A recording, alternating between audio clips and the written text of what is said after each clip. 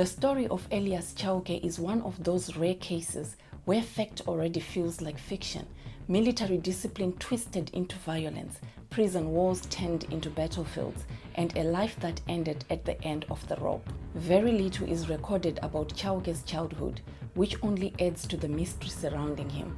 What is known is that he later became a trained soldier, most likely within Zimbabwean military system, during a time when discipline, survival, and obedience were drilled into recruits.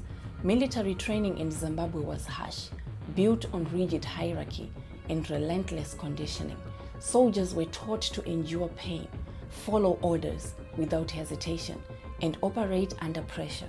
Zimbabwe itself was going through economic and political strain, and for many young men, the army was not just a career, it was survival. But somewhere along the line, Chauke crossed a line few return from. Chauke abandoned the structure of military life and drifted into crime.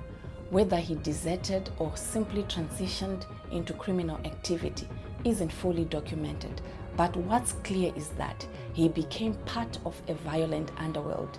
He later aligned himself with some of the most feared criminals in Zimbabwe, including Stephen Chidumo, other hardened offenders, including ex-police fugitives. These were not petty criminals. This was a network known for armed robbery, murder, violent prison escapes, cross-border raids.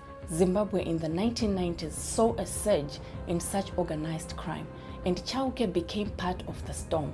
A night of chaos in August 1997, inside the heavily guarded Chikurubi maximum security prison. Something extraordinary and terrifying happened. Chauke, alongside an ex-policeman Pedzisai Musareri, another inmate, Mariko Ngulube, executed a daring escape. This wasn't a quiet slip through a gate. It was violent, chaotic, and deadly. Guards were overpowered. A prison officer was killed during the escape. Gunfire erupted across the prison grounds. The prison became a war zone. As alarms rang, armed units flooded the area. Helicopters circled overhead. Search teams combed the bush.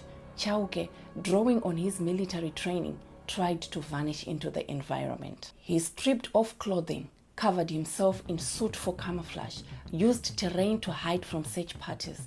But the same training that made him dangerous also made him predictable to trained forces. Within hours, he was found. He attempted to hide, but as helicopters hovered above, he surrendered and was captured.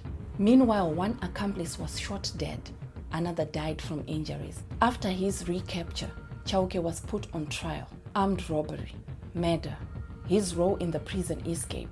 The courts treated the escape as more than just a breakout. It was an act of extreme violence against the state. In a powerful legal stance, the judge ruled that it did not matter who fired the fatal shot during the escape.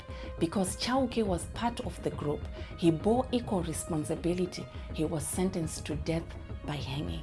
Chauke was sent back to Chikurubi maximum security prison, the same place he had once turned into a battlefield. Death row in Zimbabwe was notorious for harsh living conditions, psychological torment, long waits before execution. Prisoners lived in constant anticipation, each day possibly their last. For a former soldier used to control and movement, the confinement must have been suffocating. In 2002, Chauke's sentence was carried out. He was executed by hanging alongside other notorious criminals of that era. No dramatic escape this time, no last-minute rescue, no battlefield, just silence.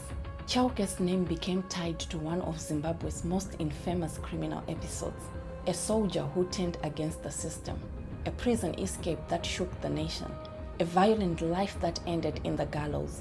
His story is often overshadowed by figures like Chidumo, but Chauke represents something equally chilling. What happens when military skills meet criminal intent? At some point, Chauke was just another recruit trained, disciplined, part of a system, but choices, alliances, and violence reshaped his path from soldier to fugitive to death row inmate, and in the end, his story leaves one haunting truth. Some men don't just leave the battlefield, they carry it with them into the world.